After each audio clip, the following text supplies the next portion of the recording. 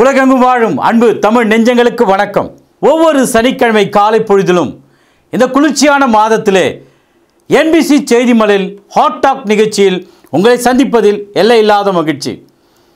அன்பு நேயர்களே, ஒவ்வொரு வாரமும் நீங்கள் பார்க்கிற இந்த நேர்காணல் நிகழ்ச்சியிலே நீங்கள் பலனடைகிறீர்கள்.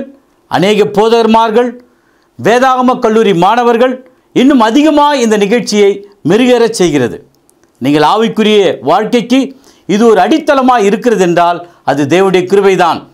அன்பு நேயர்களே, உலகளாவிய தமிழ் சொந்தங்களே, இந்த கிறிஸ்தவ விழிப்புணர்வு நிகழ்ச்சியில் நமது கிறிஸ்தவ பெரியார் டாக்டர் பீட்டர் சாலமன் ஐயா அவர்களை சந்திக்கலாம். வாருங்கள் அன்பு நேயர்களே. ஐயா வணக்கம். ஐயா வணக்கம். சொல்லுங்க.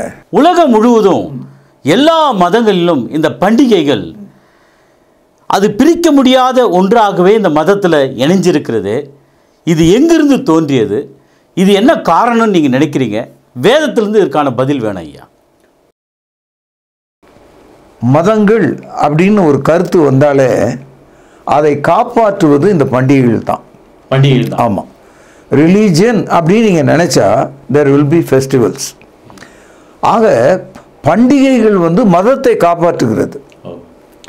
இந்த பண்டிகைகள் என்பது என்ன அப்படின்னு நீங்கள் பார்த்தீங்கன்னா, அந்த மதத்தின் சார்பில் ஒரு கொண்டாட்டமாக அது செய்யப்பட்டாலும் சமுதாயத்தில் அந்த மதம் அழியாதபடி காப்பாற்றுவதற்கு இந்த பண்டிகைகள் உதவியாக இருக்கிறது. பண்டிகைகள் இந்த பண்டிகை இல்லைன்னா காலத்தால் அந்த மதமே அழிஞ்சிடும். இந்த பண்டிகைகளுக்குள்ளே நீங்கள் உள்ளே நுழைஞ்சிங்கன்னா அதை ரெண்டாக நீங்கள் பிரிக்கலாம். அதாவது சாதியை நீங்கள் அங்கே பார்க்கலாம்.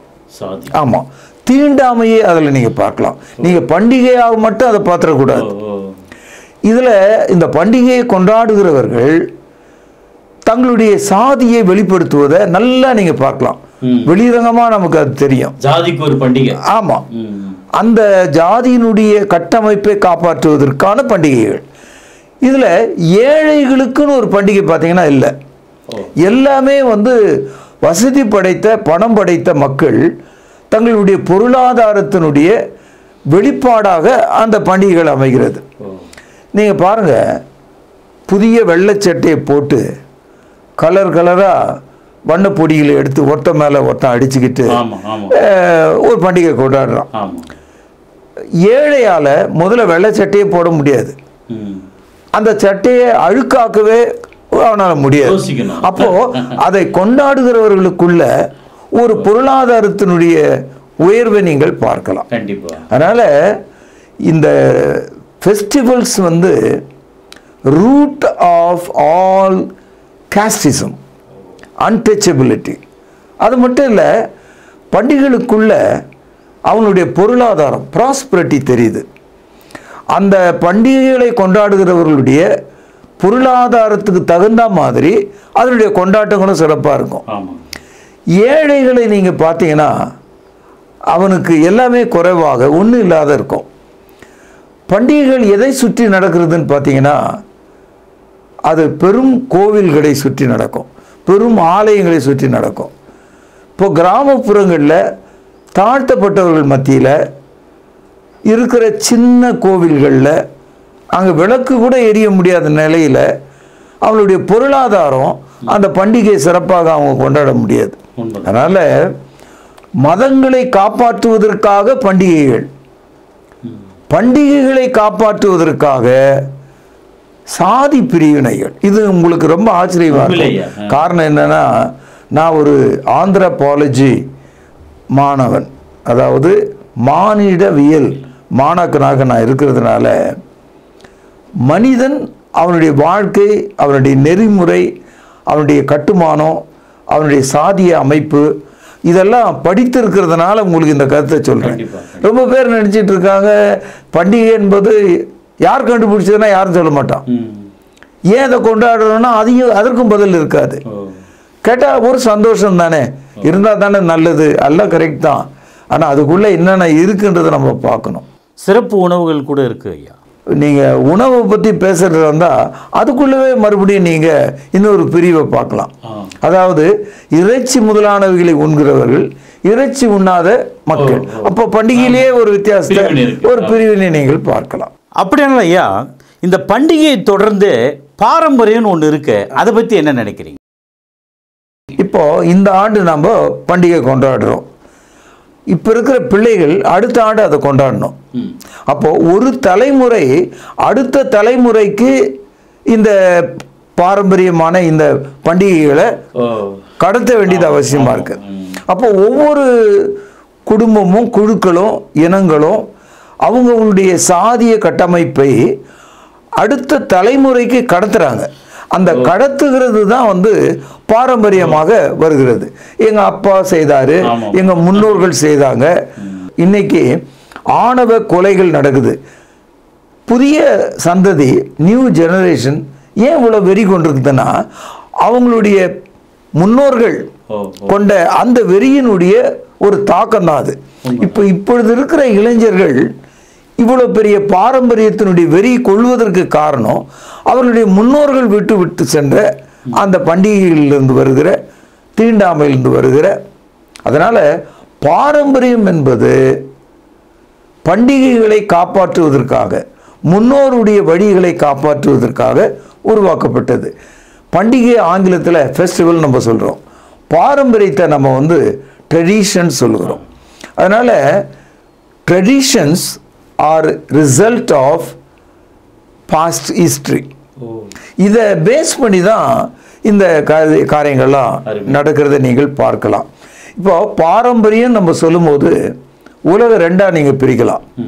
இப்போ ஐரோப்பிய நாடுகள், அதே போல் இங்கே தெற்காசிய நாடுகள் நீங்கள் பிரித்து பார்த்தீங்கன்னா அதிகமான இந்த பண்டிகைகளை எல்லாம் நீங்கள் பார்க்கலாம். ஆனால் எல்லார்கிட்டையும் பண்டிகை இருக்கு, அதுக்கு அவங்க தான் காரணம்.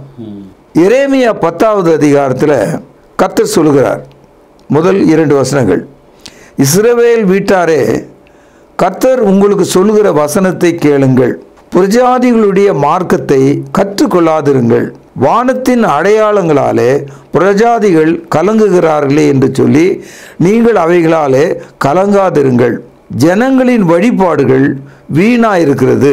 தொடர்ந்து நீங்க படிச்சீங்கன்னா இந்த வசன பகுதியை ரொம்ப வருத்தப்படுவீங்க. அதனால பண்டிகைகள் எப்படி உருவாகிறது? முதல்ல மனிதர்கள் இயற்கையை தானே வணங்கினாங்க. இந்த 5 பூதங்கள் என்று சொல்லுவாங்க, மழை, காற்று, பஞ்சபூதங்கள் நம்ம சொல்றோம். அதே தான் இப்போ அவைகளின் முன்னிட்டு தான் இந்த பண்டிகைகள்லாம் உருவாக்கப்படுது. இயேசுநாதர் இதை எப்படி சொல்றாருன்னு பாருங்க.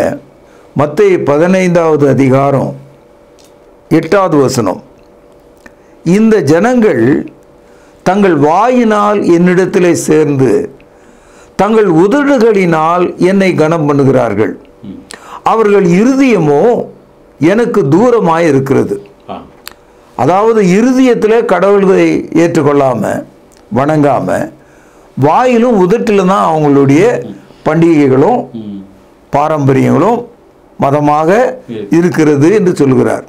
9ஆம் வசனம் பாருங்கள், மனுஷருடைய கற்பனைகளை உபதேசங்களாக போதித்து, இந்த இடத்துல traditions of men become doctrines of teaching.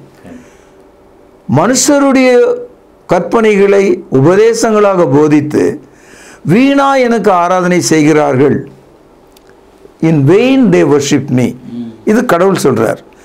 இந்த வார்த்தை அக்கால யூதர்களாகி இஸ்ரவேலர்களுக்கும் இக்கால கிறிஸ்தவர்களுக்கும் மிகவும் பொருந்தும்.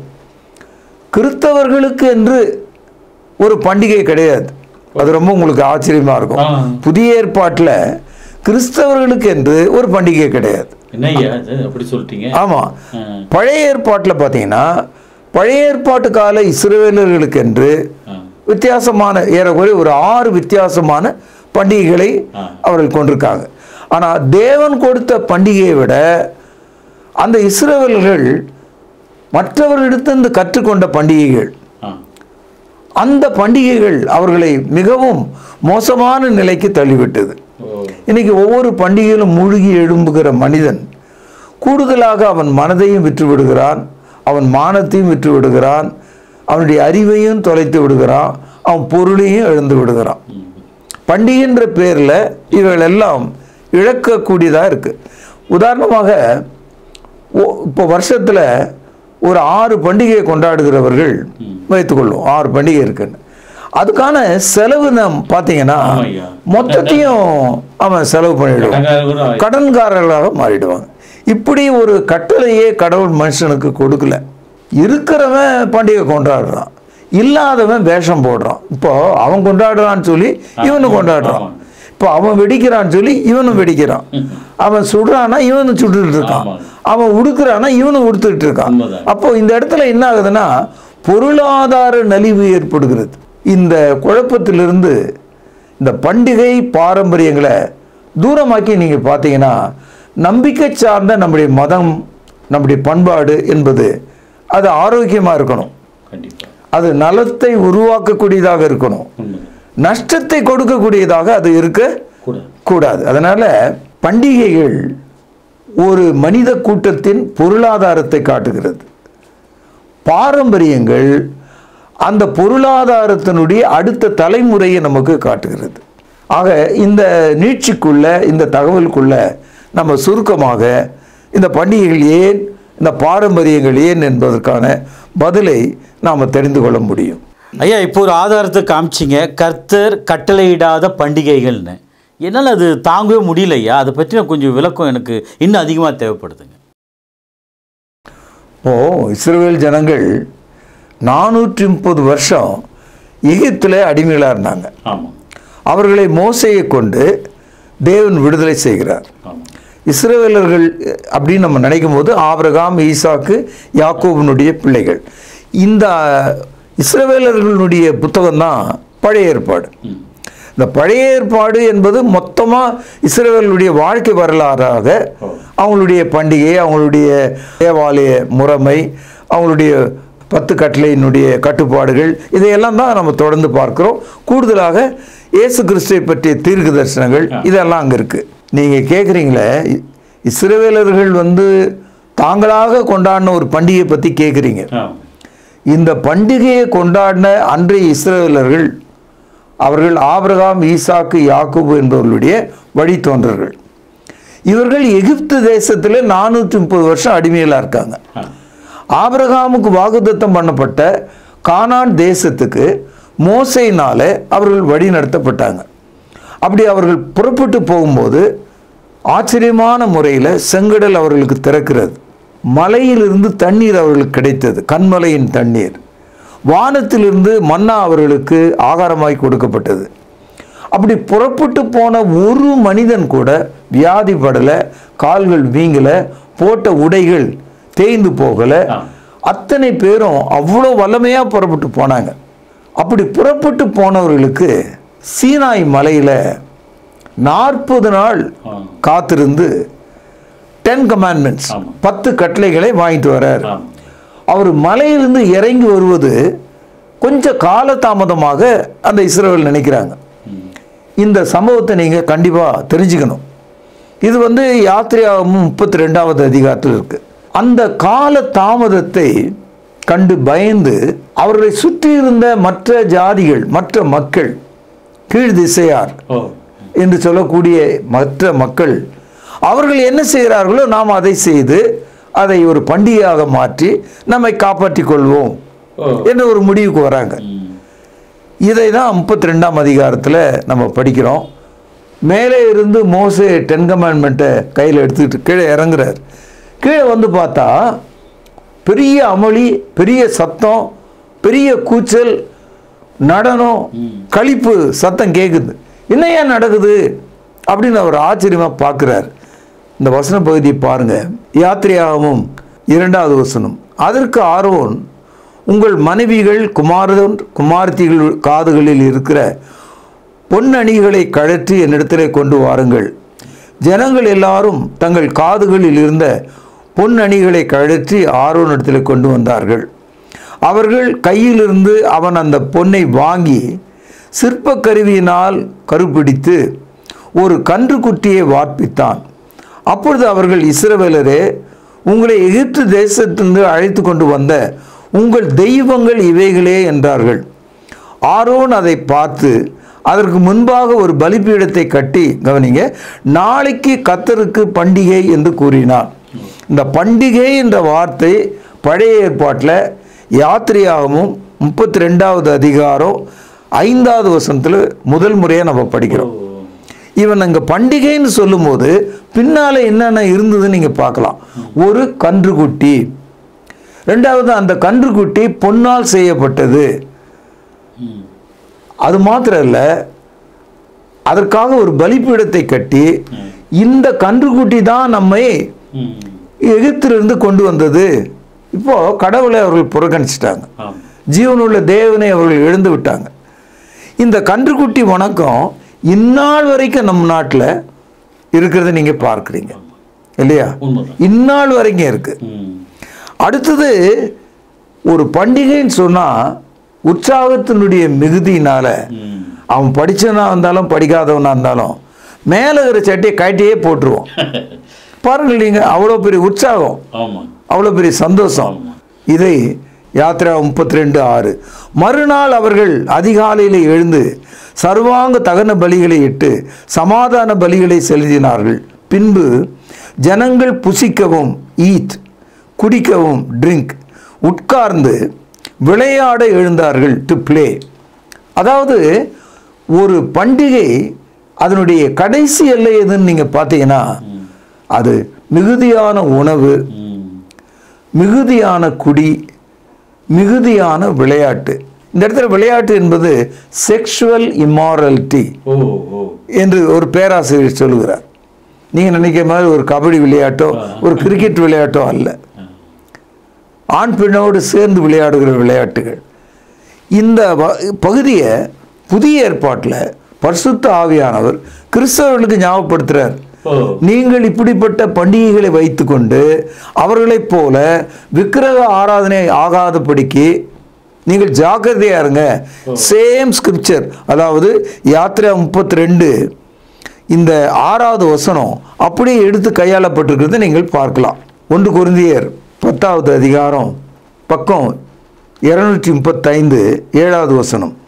ஜனங்கள் புசிக்கவும் குடிக்கவும் உட்கார்ந்து விளையாட எழுந்தார்கள் என்று எழுதியிருக்கிறபடி அவர்களில் சிலர் விக்கிரகாராதனைக்காரர் ஆனது போல நீங்களும் ஆகாதிருங்கள். அப்படியே அந்த வசனத்தை காட்டுறார். இப்போ விக்கிரக வழிபாடு எப்படி வருகிறது, பண்டிகைகள் அதை சேர்த்து கொண்டு எப்படி வருகிறது, ஒவ்வொரு பண்டிகையிலும் மனிதர்கள் எவ்வளவு பொருளை இழக்கிறார்கள். உணவின் பெயரால, குடியின் பெயரால, விளையாட்டின் பெயரால இன்னை நாள் வரைக்கும் எல்லா கலாச்சாரத்தில், அது சீன கலாச்சாரமாக இருக்கலாம், மங்கோலிய கலாச்சாரமாக இருக்கலாம், அரேபிய கலாச்சாரமாக இருக்கலாம், ஆங்கில கலாச்சாரமாக இருக்கலாம், இந்திய கலாச்சாரமாக இருக்கலாம், எல்லா பண்டிகைகளும் ஒரு பாரம்பரியத்தோடு இணைக்கப்பட்டிருக்கிறதையும் வழிபாடுகளோடு இணைக்கப்பட்டிருக்கிறதையும் ஜாதியையும் தீண்டாமையும் அடையாளப்படுத்துகிறதாயும், பணக்காரன் பணத்திலே மிதக்கிறான், ஏழை ஏழ்மையிலே சாகிறான். ஆக இந்த பண்டிகைகள் மனிதர்களை நமக்கு காட்டுகிறது. அதனால பரிசுத்த ஆவியானவர் சொல்கிறார் 1 கொரிந்தியர் 10வது அதிகாரம் 16வது வசனத்தில், ஆகையால் எனக்கு பிரியமானவர்களே விக்கிரக ஆராதனைக்கு விலகி ஓடுங்கள். இந்த பண்டிகைகள் உங்களை விட்டு ஓடாது, இந்த பாரம்பரியங்கள் உங்களை விட்டு ஓடாது, நீ விலகி வாழ். இதுதான் கிறிஸ்தவம். கிறிஸ்தவத்துக்கு நீங்கள் அங்கே உட்கார்ந்துட்டு தூபம் போட்டிருக்க முடியாது. You run away from it. இதுதான் கிறிஸ்தவம். இன்னைக்கு கிறிஸ்தவத்தில் பார்த்தீங்கன்னா பல பண்டிகைகளை கொண்டாடுறாங்க.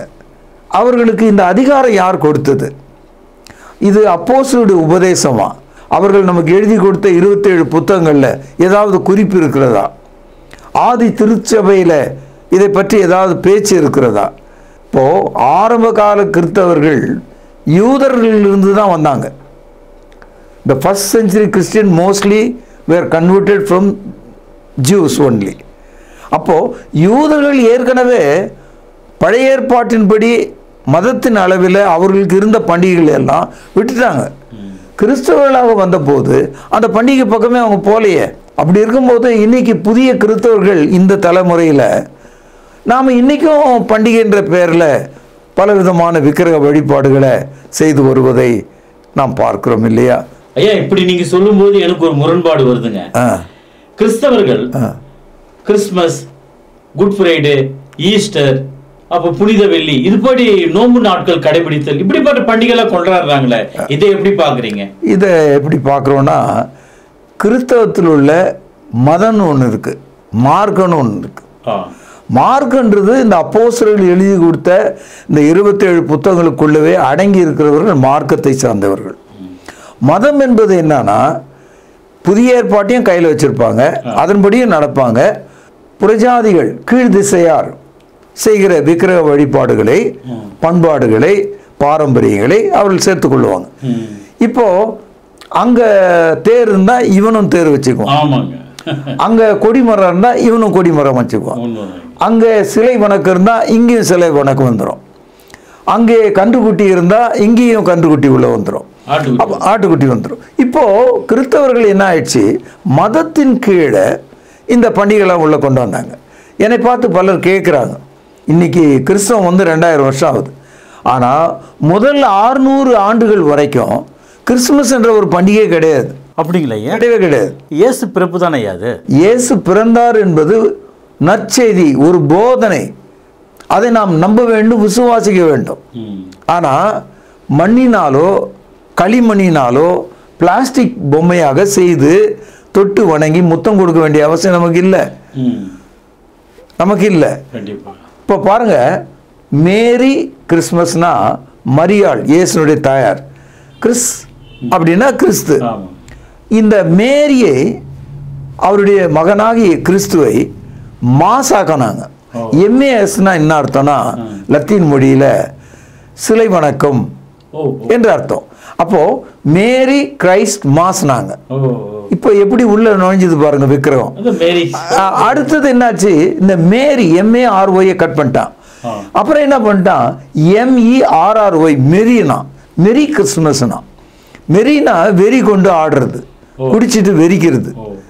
இப்போ ஆரம்பத்தில் தொடங்கின கிறிஸ்துமஸ் எங்க போயிடுச்சு பாருங்க, இப்போ வெறியில முடிஞ்சதுங்களா. இப்போ நீங்க பாத்தீங்கன்னா இந்த மேரியும் விட்டான், மெரியும் விட்டுட்டான், எக்ஸ்ன்ற ஒரு வார்த்தை எக்ஸ்மஸ் சொல்றோம். இந்த இடத்துல எதுக்காக கொண்டாடுறான்னு தெரியாம போயிடுச்சு. எக்ஸ் என்பது மறைவா இருக்கிற ஒரு எண், மறைவா இருக்கிற ஒரு செய்தி, அதை வந்து நம்ம எக்ஸ்ன்னு சொல்லுவோம். இப்போ இயேசு கிறிஸ்துவனுடைய பிறப்பை நீங்க மறைச்சிட்டு எப்படி எக்ஸ்ன்னு சொல்லுவீங்க? அது வரலாற்று உண்மையாச்சு. அதனால இந்த எக்ஸ் அங்க போட்டது. ஆக இது வந்து கொஞ்சம் கொஞ்சமா கரைந்து நீங்க போயிட்டு இருக்குது, நீங்கள் போகலாம். அடுத்தது இந்த கிறிஸ்தவர்கள் மத்தியில் நீங்க ஒன்று கேட்டீங்க, புனித வெள்ளி, அது ஆங்கிலத்தில் குட் ஃப்ரைடேன்னு சொல்றாங்க. ஆக்சுவலா 6வது நூற்றாண்டுக்கு பின்னால வந்தவங்க கத்தோலிக்கர்களே அதை வந்து பிளாக் ஃப்ரைடேன்னு தான் சொன்னாங்க, அதாவது கருப்பு வெள்ளி. ஏனென்றால் இயேசு கிறிஸ்துவனுடைய மரணத்தை அது காட்டுகிறது.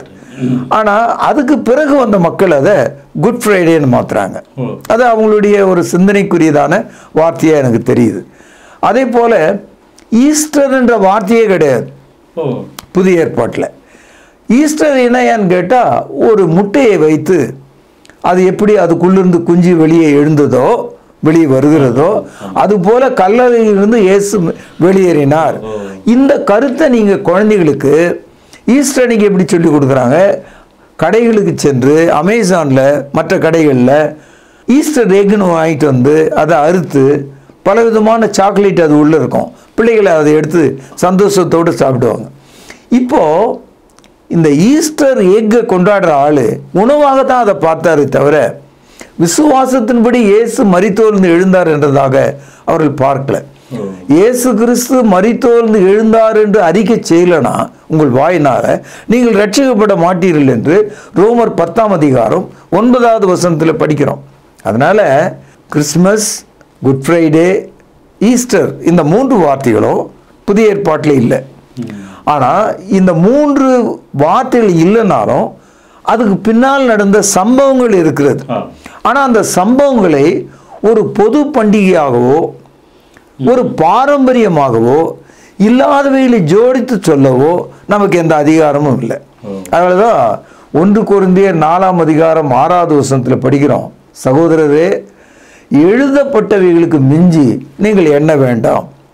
நீ திங்க் பண்ணாத. To not think beyond what it is written. நீ அதிகமாக திங்க் பண்ணதுனால தான் இதெல்லாம் கொண்டு வந்துட்டு. அடுத்தது 1 பேதுரு 4ஆம் அதிகாரம் 11ஆம் வசனம் படிச்சீங்கன்னா, ஒருவன் போதித்தால் தேவனுடைய வாக்கியங்களின்படி போதிக்க கடவன். If one teach let him teach the oracles of God. இப்போ இந்த கட்டுப்பாட்டுக்குள்ள நம்ம வந்துரும்போது ஆவிக்குரியவைகளை ஆவிக்குரியவைகளோடு சம்பந்தப்படுத்தி காட்டும்போது இந்த பாரம்பரியம், இதுதான் அந்த பாரம்பரியம் நம்ம சொல்றோம். என்னதுன்னா, நமக்கு முந்தைய தலைமுறை இதை கடத்திடுச்சு நம்மகிட்ட. இப்போ நம்முடைய பெற்றோர்கள் நமக்கு இதை கடத்திட்டாங்க. இப்போ நமக்கு இது பாரம்பரியமாக போச்சு. இப்போ இருக்கிற ஜென்ரேஷன் அவங்க பிள்ளைகளுக்கு இதை கடத்துவாங்க. அதனால் ஃபெஸ்டிவல்ஸ் அப்படியே பாரம்பரியமாக கடத்தப்படுகிறது. அப்போ கிறிஸ்தவத்துக்குள்ள இந்த விக்கிரக வழிபாடு அப்படியே கடத்தப்பட்டிருக்கு.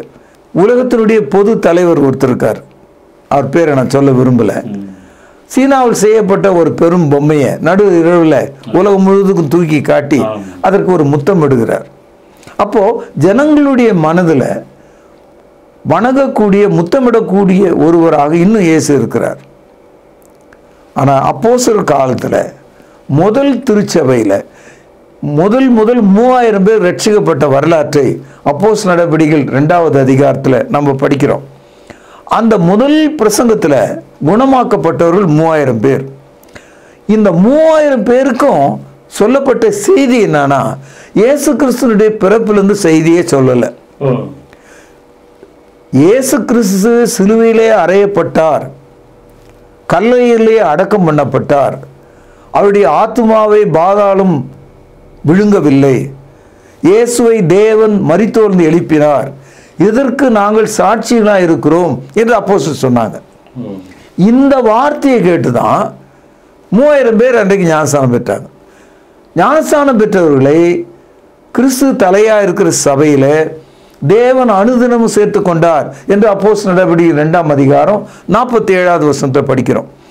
இந்த கருத்து அப்போஸ்தலர் நடவடிக்கைகள் 8ஆம் அதிகாரத்தில் 2 முறை, 9வது அதிகாரம், 10வது அதிகாரம், 16வது அதிகாரத்தில் 2 முறை, 18வது அதிகாரம், 19வது அதிகாரம் ஆக ஏறக்குறைய புதிய ஏற்பாட்டில் 9 இடங்களில் இயேசு கிறிஸ்துவுக்குள் ஒருவன் எப்படி ரட்சிக்கப்பட வேண்டும் என்ற தகவல் இருக்கு. இந்த 9 இடங்களிலும் இயேசுவை பாலகனாக அவர்கள் போதிக்கவே இல்லை. அவரை சிலுவையிலிருந்தே எடுத்து காண்பிக்கிறார்கள்.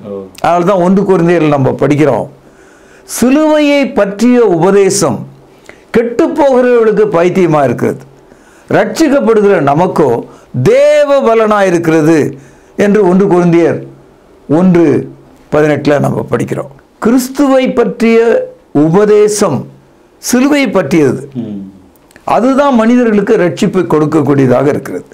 அதனால் ஏராளமான பண்டிகைகளில் மூழ்கி இருக்கிற நீங்கள் ஒரு கால் நீங்கள் விக்கிரக வழிபாடுகளுக்கு சென்று விடுவதற்கு வாய்ப்பு நிறைய இருக்கு. அதனால தான் சொல்றாரு, நீங்கள் விக்கிரக ஆராதனைக்கு விலகி ஓடுங்கள். அதனால நான் கேட்டுக்கொள்வதெல்லாம், இன்றைய கிறிஸ்தவ தலைவர்கள், பரிசுத்தாவிக்குள் வாழ்கிறவர்கள், பரிசுத்தாவியால் வழிநடத்தப்படுகிறவர்கள் இதை உணர்ந்து கொள்ள வேண்டும். கிறிஸ்தவத்தில் உள்ள 3 பெரிய பிரிவுகள், அதில் இந்த 3வது பிரிவு மக்கள் பரிசுத்தாவியை குறித்து எப்போதும் பேசுகிறவர்கள். ஆனால் இன்னைக்கு இந்த விக்கிரக வழிபாட்டை அதிகமாக செய்தவர்கள் யார் என்று பார்த்தா அவர்களாக தான் இருக்காங்க. இதை நாம் கவனிக்க வேண்டும். ஐயா, நீங்கள் சொல்கிறத பார்த்தா எனக்கு ரொம்ப பயமாக இருக்குது. உண்மையிலே கொண்டாடவே கூடாதுன்னு சொல்லப்படுதுங்களா? கண்டிப்பாக நாம் கொண்டாட வேண்டியது இயேசு கிறிஸ்துனுடைய மரணம். அதை நினைவுபடுத்தக்கூடியது இயேசு கிறிஸ்துனுடைய மரணத்தின் அடையாளமாக இருக்கிற கர்த்தருடைய பந்தி. இதை தான் நாம் நினைவு கூற வேண்டியதாக இருக்கிறது. மத்தேயு 26ஆம் அதிகாரம் 26வது வசனத்தில், இந்த பாத்திரம் என் இரத்தத்தினால் உண்டாகிய புதிய உடன்படிக்கையாக இருக்கிறது, என்னை நினைவு கூறும்படி இதை செய்யுங்கள் என்றார். அப்போது கிறிஸ்தவர்கள் கொண்டாட வேண்டிய, சுற்றி மகிமைப்படுத்த வேண்டிய ஒரு பண்டிகையாக வாரத்தின் முதலாவது நாளில் கர்த்தருடைய பந்தி மட்டுமே இருக்கிறது. புதிய ஏற்பாட்டு கால கிறிஸ்தவர்களுக்கு விக்கிரக வழிபாடு செய்கிற எந்த ஒரு பண்டிகையும் கிடையாது. there is no festival according to the New Testament. ஆனால் ஒரு கிறிஸ்தவன் இந்தியாவில் இருக்கான், சீனாவில் இருக்கான், ஆப்பிரிக்காவில் இருக்கான்னா அந்தந்த மண்ணிலே இருக்கிற இயற்கையான பண்டிகைகள் இருக்கும். உதாரணமாக தேசிய ஒருமைப்பாட்டு நாள், தேசிய விடுதலை நாள், அறுவடை நாள், இப்படிப்பட்ட சோஷியல் ஃபெஸ்டிவல்ஸ் இருக்கும். அதை நீங்கள் எடுத்துக்கலாம், அதை நீங்கள் செலவு பண்ணலாம், அதை பற்றி பயன்படுத்திக்கலாம். ஆமாம், அந்த ஒவ்வொரு தேசத்துக்கும் ஒன்று இருக்கும், அதை வேணால் நீங்கள் அனுசரிக்கலாம். ஆனால் அதை விக்கிரக வழிபாடாக நீங்கள் மாற்ற முடியாது. பாருங்கள், கொலோசியர் 2வது அதிகாரம் 16-17 வசனங்கள். ஆகையால் போஜனத்தையும் பானத்தையும் குறித்தாவது கவனிங்க, பண்டிகை நாளையும் மாத பிறப்பையும் ஓய்வு நாட்களையும் குறித்தாவது கவனிங்கள், ஒருவனும் உங்களை குற்றப்படுத்தாதிருப்பானாக. அப்போ இவ்வளவு தெளிவாக அது ஓய்வு நாள் கூட உங்களுக்கு இல்லை அப்படின்றார். இதுதான் புதிய ஏற்பாட்டு. அதனால புதிய ஏற்பாட்டில் மனிதர்கள் கொண்டாடுகிற விக்கிரக வழிபாடாகிய ஒரு பண்டிகை, அதை தொடர்ந்து வருகிற பாரம்பரியம் நமக்கு போதிக்கப்படவில்லை. கர்த்தராகிய இயேசுனுடைய வருகைக்கு காத்திருப்பது தான் கிறிஸ்தவத்தினுடைய கடைசி நாளாக இருக்க முடியும். ஐயா, இன்றைய என்பிசி செய்தி மடல் இதுவரை கேள்விப்படாத ஒரு அரிய தகவல்கள், உலகம் முழுவதும் அனுசரித்து வந்த பண்டிகை பாரம்பரியங்களுக்கு ஒரு சரியான தீர்வை நீங்கள் வேதத்திலிருந்து எடுத்து காண்பிச்சிங்க. ரொம்ப நன்றிங்க ஐயா. அன்பு நேயர்களே, நீங்கள் மதத்தில் இருக்கிறீர்களா, மார்க்கத்தில் இருக்கிறீர்களா, பண்டிகையை பாரம்பரிய அனுசரிக்கிறவர்களாக இருக்கிறீர்களா, எப்பேற்பட்ட தெளிவை நீங்கள் அடைந்திருப்பீர்கள் என்பதை நான் நம்புகிறேன். தொடர்ந்து நிகழ்ச்சியை பாருங்கள், மனம் திரும்புங்கள், அநேகருக்கு இந்த நிகழ்ச்சியை அறிமுகம் செய்யுங்கள். அதுவரை உங்களிடமிருந்து விடைபெறுவது உங்கள் அன்பு அறிவிப்பாளன் சார்லஸ் எஸ் குலசேகரன். நன்றி, வணக்கம். தொடர்பு கொள்ள வேண்டிய முகவரி: திருமறை நேரம், 58 சர்ச் தெரு, குமரன் நகர், சென்னை 6,82,000. செல்போன் 9385500882.